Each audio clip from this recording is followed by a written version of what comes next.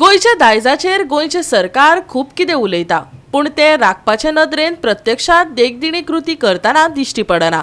देखीक दिवचलचो सदांच आडनदर जाल्लो इतिहासीक निमुजगो तो स्वता संभाजीन बांदून दिल्लो अशें इतिहास सांगता। आता आमी उजवाड घालतात तो दिवचल शारापासून 4 किलोमिटरांचेर आसलेल्या लामगांवच्या बौद्ध होवरेचेर पर्यटकांक ओडपाची ताक आसूनय आडनदर जाल्या, कारणां सोदची पडटली। दिवचल वाठार जो आसा ताका खूब ऐतिहासीक म्हत्व आसा आनी त्याची एक साक्ष म्हणल्यार हांगासर ज्यो आशिल्ल्यो आमी पळयतात फाटल्यानच म्हाज्या ज्यो लामगांव ह्या गांवान आशिल्ल्यो केव्स ताका लोकल भाशेन होवऱ्यो अशें म्हणटात।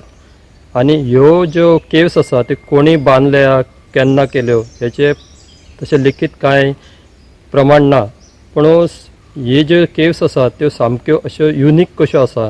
आनी हांगा आमी पळयता एक फाटल्यान म्हाज्या केव्स आसा ती सद्या अशी मोडलेल्या भशेन आसा आनी ताचेर लक्ष कोणाचेंच ना अशें दिसता, कित्याक आर्किओलॉजिकल डिपार्टमेंट जे आसा तांच्यांनी एक बोर्ड घातलेलो आसा फुडें खंय तरी प्रोटेक्टेड सायट म्हणून, पूण प्रोटेक्टेड सायट असो बोर्ड घालून ते चलना, कित्याक तर हांगासर ह्यो ज्यो आसा केव्स त्यो सामक्यो युनीक आसा आनी खुबशे वर्सां जाले हांगासर त्यो आसा। कोणी म्हणटात की लामा जे आसले तांच्यांनी त्यो बांदलेल्यो आनी त्या खातीरूच ह्या वाठाराक लामा गांव आनी आतां ते लामगांव अशें जाल्लेलें आसा।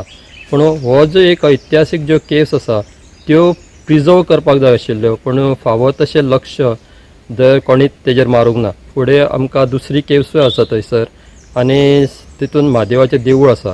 ते लोकल जे लोक आसा हांगातले ते शिवरात्री हांगा मनयतात आनी तेंच्यांनी ती सांबाळून दवरलेली आसा। पूण आमकां अशें दिसता की ही जी दुसरी केव्स आसा ती खूब मोठी आसा आनी ती फक्त एका खांब्याचेर सद्या उरल्या आनी जे बाकीचे खांबे तेजे आसले दिसतात ते मोडलेले आसा आनी सायडीक कोयरूय खूब पडलेलो आसा, कोणी येवन थंय बसता आसा अशें दिसूंक शकता। पूण ह्यो ज्यो आसा तेजेर आर्किओलॉजिकल सर्वे तशेंच ट्युरिजम डिपार्टमेंटान एटलिस्ट हांगासर लक्ष मारपाक जाय, कित्याक हो जो वाठार आसा ताका एक खूब पोटेन्शियल आसा एक ट्युरिजम स्पॉट जावपा सारकें।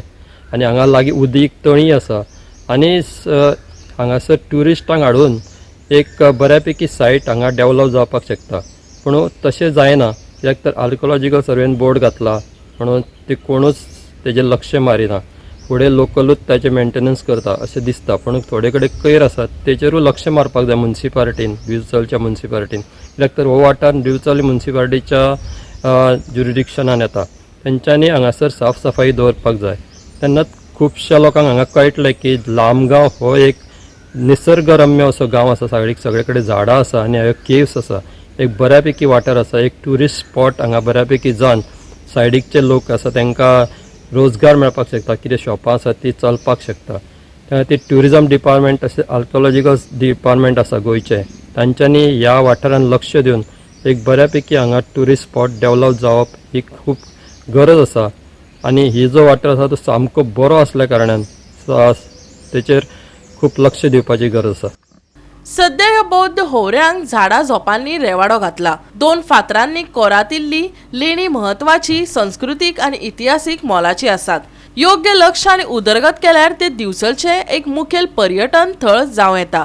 बौद्ध काळांतले म्हणटकच पर्यटक अधिकच येतले, पूण सरकाराच्या मनात कितें आसा कळना।